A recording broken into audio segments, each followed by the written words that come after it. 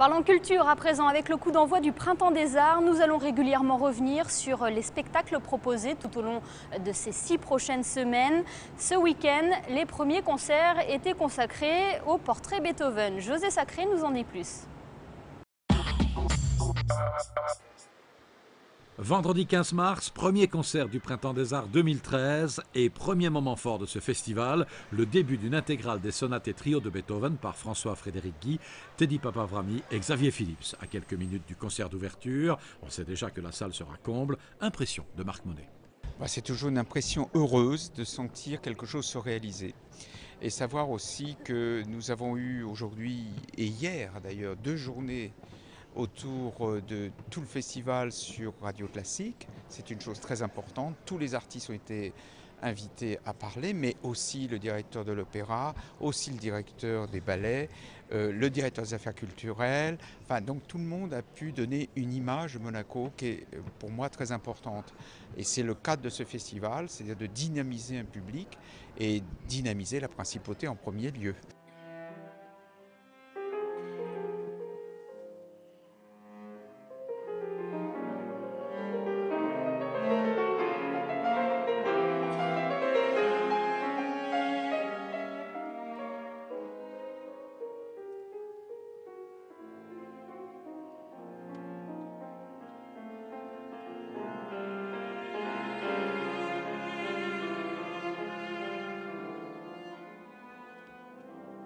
C'est, je crois, à ma connaissance, la première fois que l'on tente une intégrale de cette musique avec piano, de musique de chambre de Beethoven, qui est son laboratoire de compositeur avant d'attaquer le grand genre qu'est le quatuor à cordes. Et Beethoven, qui est un immense compositeur, dans les premiers moments où il arrive à Vienne, en 1792, essaye quantité de tournures stylistiques, de phrasés, de mélodies qui vont lui servir ensuite. Et c'est très très émouvant, je trouve, de sentir ces premiers essais ensuite concrétisés par les grandes œuvres que l'on connaît par la suite. Ce sont des pages quelquefois très peu connues, quelquefois extrêmement célèbres, et de les trouver les unes à côté des autres, c'est absolument passionnant. On sent le jeune compositeur frémissant avec une grande envie de conquérir la grande ville musicale qu'est Vienne à cette époque-là. Et on sent tout ce talent, toute cette envie de faire du grand auprès de grands mécènes, des aristocrates qui à cette époque-là le soutenaient, le protégeaient. Et on sent déjà que ce jeune musicien qui va conquérir Vienne à cette époque-là va devenir le grand musicien que l'on connaît.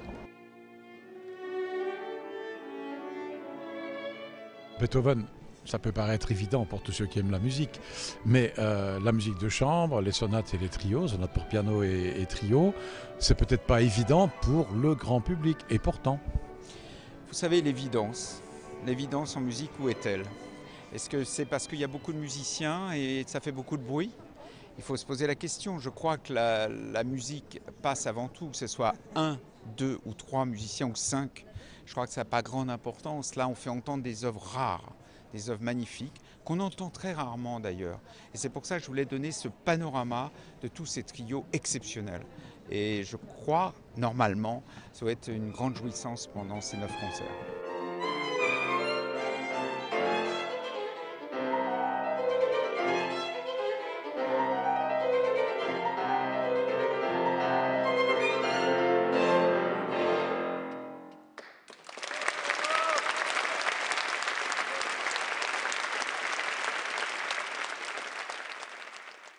Retour à présent sur le Printemps des Arts. Vous le savez, le coup d'envoi de cette grande manifestation culturelle a été donné le week-end dernier par une série de concerts. José Sacré est allé à la rencontre des musiciens à l'issue de leur représentation. Tout le monde se souvient de la formidable aventure musicale menée par le pianiste François-Frédéric Guy lors du Printemps des Arts 2008. Il avait joué en 10 concerts l'intégralité des 32 sonates pour piano de Beethoven. C'est en quelque sorte la suite de cette expérience que nous propose cette année François-Frédéric Guy en donnant, avec ses amis le violoniste Teddy Papavrami et le violoncelliste Xavier Phillips, l'intégralité des 11 trios avec piano et la totalité des 10 sonates pour violon et des 5 sonates pour violoncelle et piano de Beethoven. Une sorte de marathon musical, un mot que François-Frédéric Guy n'aime pas particulièrement. Je préfère quand même, comme il y a 5 ans, le terme de croisière. Voilà, parce qu'une croisière, il y a un beau bateau, on emmène les gens avec nous, on fait un grand tour du monde. Voilà, alors il y a des caps Horn et des caps de Bonne-Espérance à passer. Un voyage au long cours quand même. Voilà, le voyage au long cours, mais il y a aussi il y a plein de découvertes, plein de choses. Et c'est vrai que pour le public, ça lui permet aussi d'avoir un panorama de l'œuvre de Beethoven, de musique de chambre, qui est vraiment exceptionnel. C'est vrai que l'occasion de faire tout le cycle comme ça, c'est complètement fascinant. Alors après, je vous dirai à la fin un peu le sentiment qu'on peut en avoir, mais je pense que vraiment, il va y avoir un voyage qui sera magnifique pour ce parcours, oui, effectivement.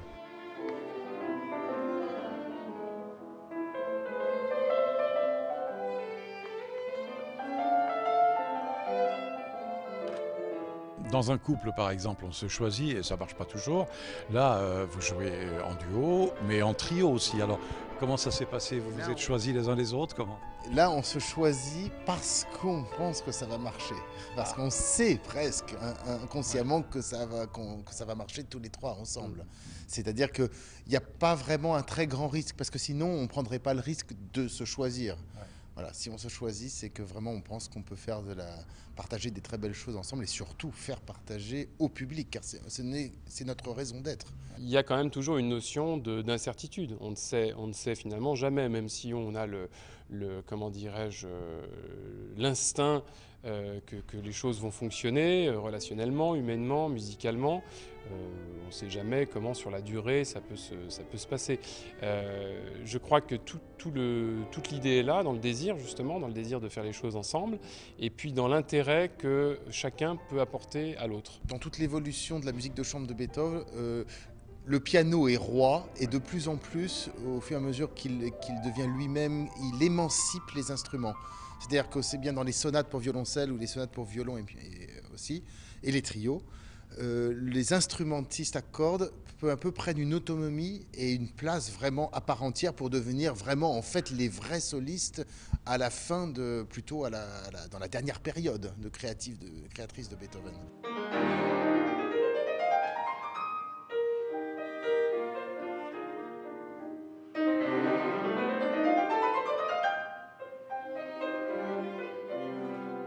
Est-ce que dans les œuvres de jeunesse, on peut déjà percevoir le génie? Complètement. Effectivement, c'est une chose dont on s'amuse justement en répétition, puisque nous décortiquons ces œuvres, nous les analysons en même temps que nous les jouons. Et dans l'opus 1 justement des trios, on voit déjà une forme de perfection qui est peut-être je dirais, le fait d'un jeune homme déjà préoccupé par le fait de vouloir être parfait, de montrer à Haydn et Mozart qu'il est déjà Beethoven, mais il y a quelque chose qui échappe en fait à sa vigilance, c'est son propre génie.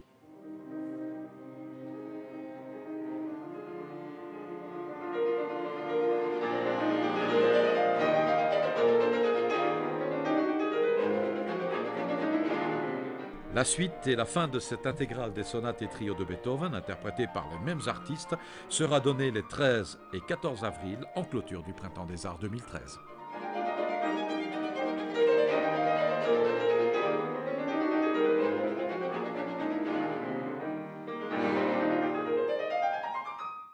Culture à présent avec le Printemps des Arts qui a débuté le week-end dernier.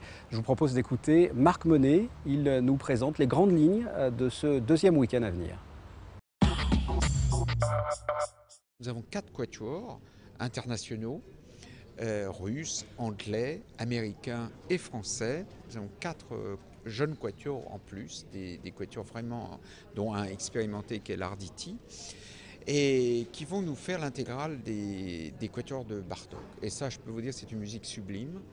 Donc en 2 soirées, plus 2 créations, puisque comme vous le savez, chaque fois, nous passons un certain nombre de commandes à des compositeurs, puisque les compositeurs sont des êtres encore vivants. Donc nous n'avons pas que Beethoven, pour lequel j'ai une admiration sans borne, mais quand même, c'est un monsieur du passé. Et donc nous avons 2 jeunes compositeurs, dont un assez confirmé qui est Philippe Manoury, qui vont nous donner 2 œuvres, je crois, assez exceptionnelles, un quatuor et un sextuor. Et puis le dimanche, eh bien, c'est la surprise des surprises, c'est le voyage. C'est le voyage surprise. Donc je ne peux pas vous en dire plus. Il s'agissait d'un rendez-vous très attendu et il n'a pas déçu les participants. Un voyage surprise a été organisé dimanche dans le cadre du Printemps des Arts, un déplacement qui a permis de découvrir la musique autrement. Un reportage de Sandrine Nègre et Serge Prémont.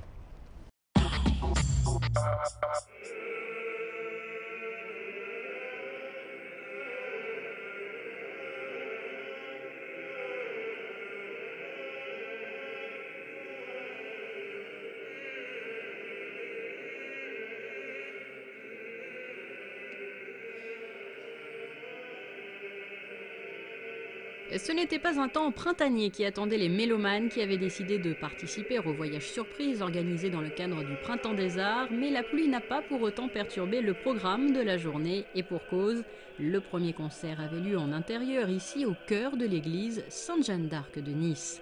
Au fil des années, le voyage surprise s'est forgé une solide réputation de voyage étonnant, et cette année, il l'était encore grâce notamment à cet ensemble Diabolus in Musica, une équipe passionnée par les musiques fascinantes du Moyen-Âge. On part quelque part et on écoute des musiques, très variées d'ailleurs, et puis on ne sait pas où on va. Donc on ne sait pas ce qu'on va entendre, on ne sait pas où on va. Donc voilà, alors ce voyage-là, vous avez compris, il y a une première partie qui a été une musique du XIIIe siècle dans une église absolument étonnante, qui est l'église Jeanne d'Arc à Nice, parce que je trouve cette architecture des années 25 extraordinaire. Ça sonnait très bien en plus pour les voix a cappella comme ça. Après, on a divisé les groupes en deux. Il y a un groupe qui est déjà arrivé dans l'église, qui n'a pas assisté donc à la deuxième partie, qui est une création, qui est une commande du Printemps des Arts, avec Gaëtan Morlotti comme danseur, des ballets de Monte-Carlo. Direction donc l'arrière-pays Puget-Théniers pour le premier groupe et directement Entrevaux pour le second. Entrevaux, un lieu chargé d'histoire, connu pour être situé sur un éperon rocheux avec ses ruelles tortueuses et ses échoppes. Pour entrer dans une atmosphère encore plus insolite, le transport des mélomanes n'avait pas été choisi au hasard, puisqu'il s'agissait du train d'Épines. Alors les participants ont-ils été surpris? Les réponses sont sans appel. Oui, tout à fait. Ça m'a permis de découvrir l'église de Jeanne d'Arc à Nice que je ne connaissais pas, avec un concert de chant polyphénique absolument exceptionnel. Et là maintenant, je me retrouve à découvrir la cathédrale d'Entrevaux. Alors c'est vrai que c'est vraiment un voyage un peu hors du temps, on peut le dire, c'est vrai. Est-ce que vous étiez à bord du train? Qu'avez-vous aussi pensé de ce moyen de transport? C'est très bien de faire découvrir le train d'Épines. On en parlait justement avec des amis dans le car et on était super contents de pouvoir le prendre. C'était vraiment la surprise. Une des nombreuses surprises de ce voyage. C'est magnifique, c'est très bien organisé, c'est splendide. Je viens presque tous les ans et c'est toujours un plaisir renouvelé. Et c'est un concert d'orgue qui les attendait ici à Entrevaux dans la cathédrale Notre-Dame de l'Assomption, concert donné par Mira Principiano, fondatrice des Journées de l'Orgue. C'est un programme de musique de l'Europe du fin 17e, début 18e siècle. Et donc j'ai choisi des pièces, il y a 2 pièces de Frescobaldi, un compositeur italien très connu de l'époque baroque. Ensuite il y a du Cabezón, compositeur espagnol, du Swilling, compositeur hollandais. Un autre compositeur italien, Salvatore, et je termine avec un grand compositeur français, Louis Couperin.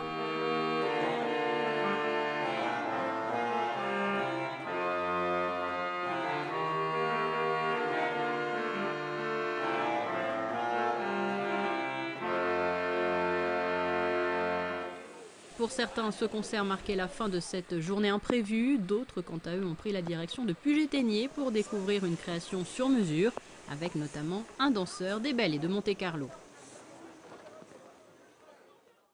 Après le voyage surprise dans notre précédente édition, suite de notre série de reportages consacrés au Printemps des Arts 2013, avec, dans cette édition, un coup de projecteur sur la soirée Bartók, organisée au cœur de la Salle Empire à l'Hôtel de Paris en présence de son Altesse Sérénissime le Prince Albert II. Reportage. Et si le voyage surprise a largement marqué le deuxième volet du Printemps des Arts 2013, le week-end s'est aussi ouvert sur une fabuleuse nuit de quatuor avec les membres du quatuor Arditi pour débuter en présence du souverain. Une nuit dédiée au compositeur Béla Bartók dont la musique a résolument marqué le XXe siècle. Les inspirations et l'évolution de la musique de ce compositeur hongrois ont d'ailleurs été présentées au cours d'une conférence avant le début du concert. C'est un univers déjà extrêmement personnel. Bartók a puisé à énormément de sources. Il lui-même revendiquait par exemple l'héritage de Debussy, l'héritage de Beethoven, l'héritage de Brahms, de Strauss, de plein de gens, de la musique populaire évidemment. Et avec toutes ces sources, il a réussi à faire un univers tout à fait reconnaissable, qui est un mélange, je dirais, s'il fallait le caractériser en 2 mots, ça serait l'extrême rigueur, l'extrême exigence de chaque détail, même dans les pièces les plus infimes pour les enfants ou autres, et en même temps d'une sensualité débordante qui donne toujours l'impression d'une improvisation, en même temps qu'il y a cette rigueur de construction et cette attention aux détails de tous les instants.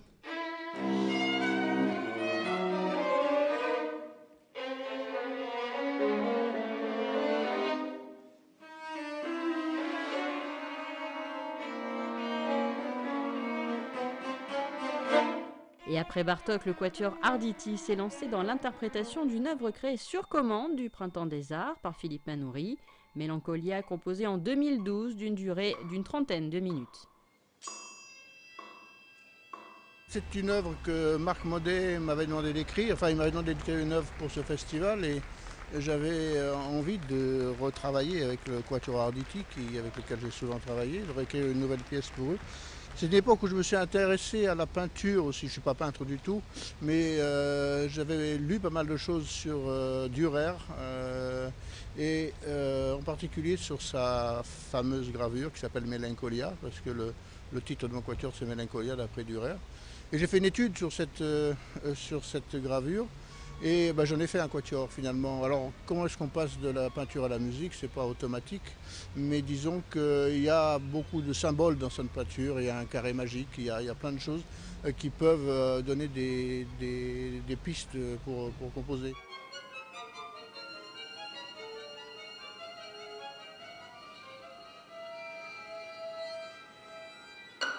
Mélancolia, une œuvre qui fait aussi bien sûr écho à la mélancolie présente en Occident et qui a depuis l'Antiquité inspiré les musiciens et les peintres, mais pas seulement, puisque le spleen a également nourri les œuvres de nombreux écrivains.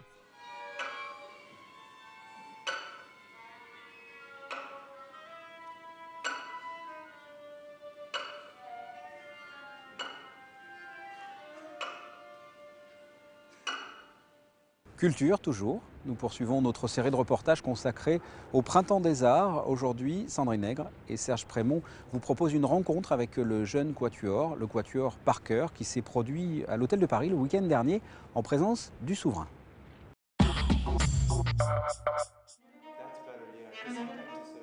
Ils ont en commun leur jeunesse, bien sûr, mais pas seulement. Les membres de ce quatuor sont aussi et surtout passionnés par la musique classique, celle de Béla Bartók notamment.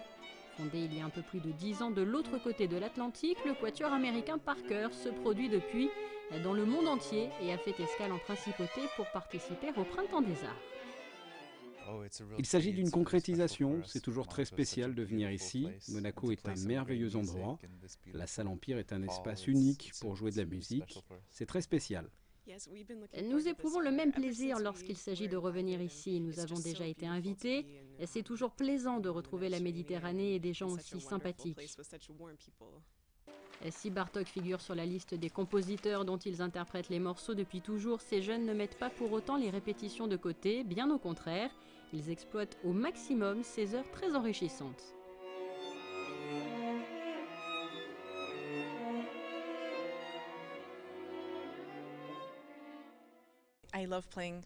J'aime vraiment jouer de la musique à plusieurs. C'est un peu comme si nous avions une conversation. Vous savez, en somme, on donne, mais on reçoit aussi beaucoup de la part de ses collègues. J'aime beaucoup la musique de chambre, on apprend énormément, vous apprenez à écouter et pas seulement la musique, cela concerne la vie aussi, comment communiquer avec l'autre, exprimer ses idées. Bien sûr j'ai besoin d'être seul, mais je préfère travailler avec les autres. Après avoir accueilli la nuit Bartók, changement de programme pour la salle de l'Hôtel de Paris, puisqu'un concert de musique khmer est prévu vendredi 29 mars dès 20h30 dans la salle Empire. Le Printemps des Arts accueillait le Ballet Royal du Cambodge pour 2 représentations à la Salle des Étoiles, 2 représentations qui affichaient complet dimanche et lundi. José Sacré a eu la chance d'assister à l'une d'entre elles. Voyez son reportage. Leurs Altesses Sérénissimes, le prince et la princesse de Monaco, ont assisté dimanche 31 mars à la première des 2 représentations du Ballet Royal du Cambodge pour la première fois de son histoire à Monaco. Symbole de l'identité khmère depuis le 9e siècle, cet art séculaire a bien failli disparaître lors des effroyables massacres des années 70. Grâce au soutien de son Altesse royale, la princesse Norodom Bopha Devi, qui fut danseuse et est aujourd'hui chorégraphe, le Ballet Royal du Cambodge a retrouvé sa splendeur d'antan.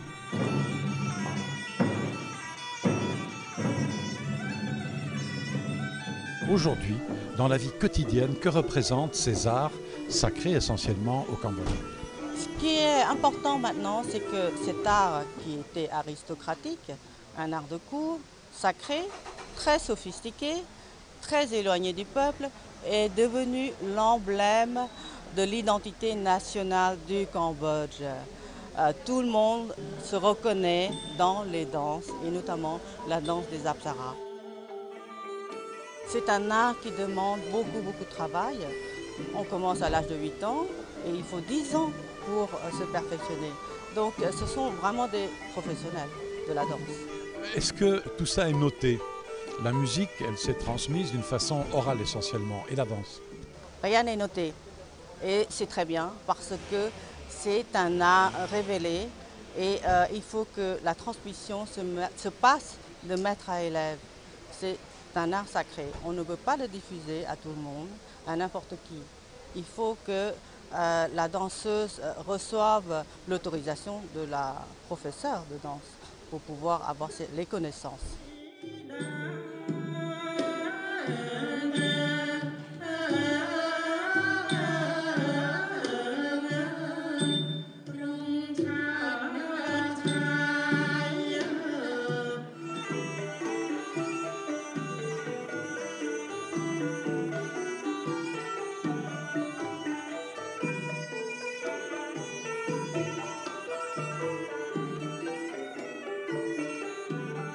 On est là dans un autre temps, on est dans un univers, je dirais presque de poésie pure, et que ce soit le mouvement, que ce soit la musique, il y a une sorte d'unité qui est très sensible et qui touche tout de suite, parce qu'il faut se laisser entrer bien sûr dedans, mais c'est tellement loin de notre culture